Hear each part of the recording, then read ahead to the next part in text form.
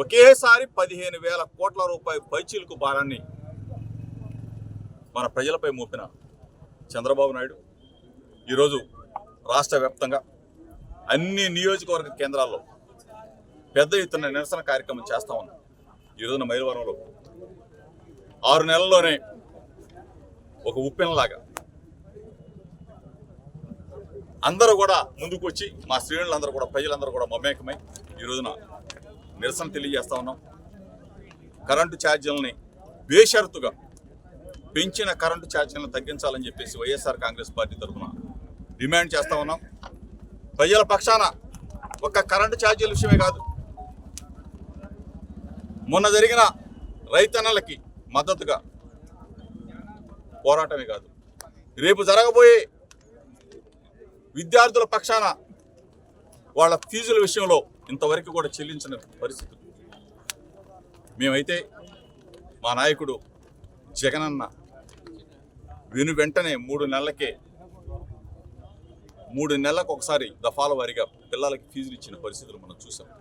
అది కూడా తల్లి అకౌంట్లో వేసిన పరిస్థితి చూసాం. ఈరోజు ఒక పక్కన తల్లి అకౌంట్లో డబ్బులు లేవు, ఒక పక్కన కాలేజీలకు డబ్బులు కట్టే పరిస్థితి లేదు. ఇవన్నీ కూడా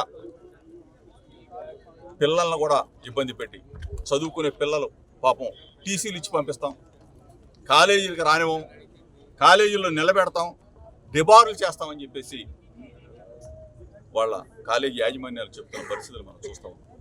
ఇవన్నీ కూడా ప్రజలు ముక్త కంఠంతో మనం తప్పు చేశామేమో, పొరపాటు చేశామేమో, జగనన్న ఉంటే బాగుండేదేమో, జగనన్న ఉంటే చంద్రబాబు నాయుడు పరిపాలన 6 నెలల్లోనే ఏ విధంగా ప్రజలకు మేలు చేస్తాను, సూపర్ 6 తీసుకొస్తాను, సూపర్గా పరిపాలన చేస్తానని చెప్పిన చంద్రబాబు నాయుడు 6 నెలల్లోనే చంద్రబాబు పరిపాలన చెత్త పరిపాలన లాగా ఉందని చెప్పేసి ప్రజలు అందరూ కూడా ముక్త కంఠంతో మాట్లాడుతున్న పరిస్థితులు మనం చూసాం.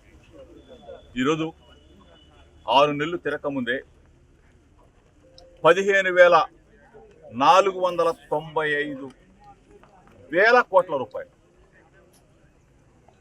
ప్రజలపై భారం మోపి కరెంట్ ఛార్జీలు మోపి ప్రజలను నడ్డి విరిచి నా పాలన అంటే నా మార్క్ అంటే ఈ విధంగానే ఉంటుందని చెప్పేసి ప్రజలకు రుచి చూపిస్తున్న చంద్రబాబు నాయుడు పరిపాలన ఒకసారి మనం అందరం కూడా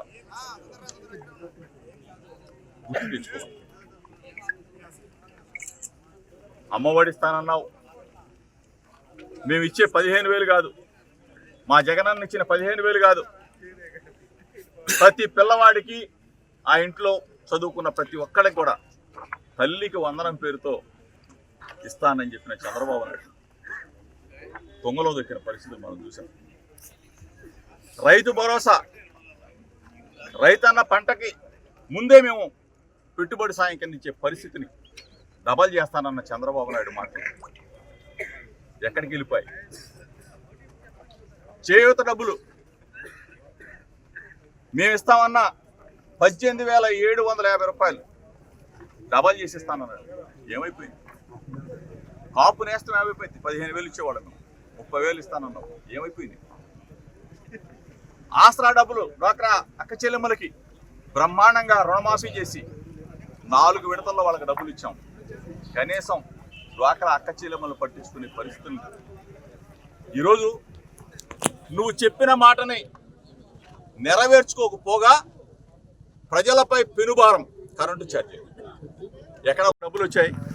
బ్రహ్మాండంగా సంక్రాంతి పండుగ చేసుకునేవాళ్ళం, బ్రహ్మాండంగా క్రిస్మస్ చేసుకునేవాళ్ళం, బ్రహ్మాండంగా నూతన సంవత్సర వేడుకలు చేసుకునేవాళ్ళం, రంజాన్ చేసుకునేవాళ్ళం అని చెప్పేసి ప్రజలందరూ కూడా జగనన్న ముఖ్యమంత్రిగా ఉంటే బాగుండేదేమో అని చెప్పేసి 6 నెలల్లోనే జగన్మోహన్ రెడ్డి గారి పరిపాలన కోరుకుంటా ఉన్నారంటే ఎంత అద్భుతంగా ప్రజలు ఏ విధంగా మెచ్చారో ఒకసారి అర్థం చేసుకోమని.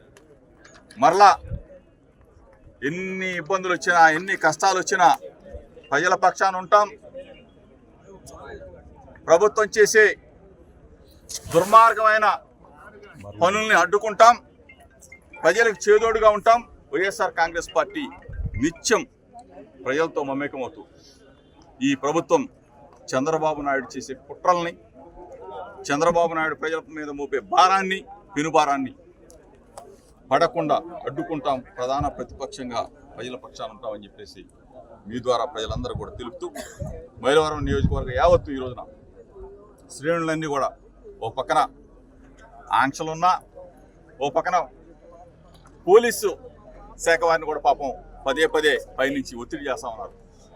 ఈ పాటికి నేను నిరసన ప్రదర్శన చేయాలా, అయినా సరే కొన్ని అనివార్య కారణాలు మన్మోహన్ సింగ్ గారు చనిపోవడం కారణం అవ్వచ్చు. ఇవన్నీ కూడా ఈ రోజున శాంతియుతంగా ఒక పద్ధతి ప్రకారం ఈరోజు కరెంటు ఛార్జీలు తగ్గించమని చెప్పేసి ఏడీ గారిని, డీ గారిని అందరూ కూడా కలవటం కూడా జరుగుతూ ఉంది. రేపు రాబోయే రోజుల్లో మైలవరం నియోజకవర్గంలో ఇంకా పెద్ద ఎత్తున ప్రజల పక్షాన నిలబడతాం, ప్రజల పక్షాన పోరాడతాం. దోచుకు తింటున్న దుర్మార్గుల మీద కూడా ఎందాకైనా వెళ్ళి ప్రజల కోసం నిలబడతామని చెప్పేసి మీ ద్వారా తెలుపుకుంటూ, ఈరోజు పాత్రికేయ మిత్రులు కూడా ఎంత ఎండ అయినా సరే వచ్చారు. మా కార్యక్రమాన్ని ప్రజలకు తెలియజెప్పండి, ప్రభుత్వానికి తెలియజెప్పండి. తప్పనిసరిగా పాత్రికేయ మిత్రులకి, ఈ కార్యక్రమంలో పాల్గొన్న ప్రతి ఒక్కళ్ళకి, మా నాయకులకి, కార్యకర్తలందరికీ కూడా మనస్ఫూర్తిగా నమస్కారాలు తెలుపుకుంటూ సెలవు తీసుకుంటాం.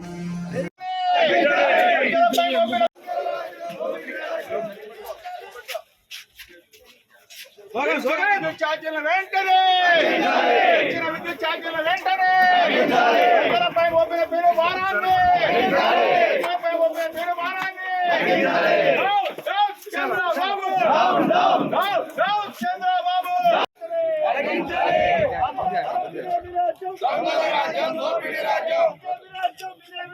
దొంగల రాజ్యం దోపిడీ రాజ్యం తగ్గించాలి పెరిగిన విద్యుత్ ఛార్జీలు వెంటనే తగ్గించాలి పెరిగిన విద్యుత్ ఛార్జీలు వెంటనే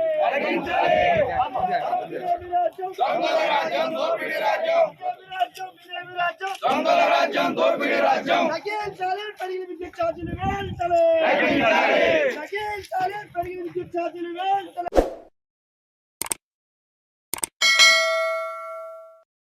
hi friends, thank you for watching this video. ఈ వీడియో కనుక మీకు నచ్చినట్లయితే దయచేసి లైక్ చేయండి, షేర్ చేయండి. ముఖ్యంగా మా ఛానల్ 24/7 న్యూస్ టీవీని సబ్స్క్రైబ్ చేసుకోండి.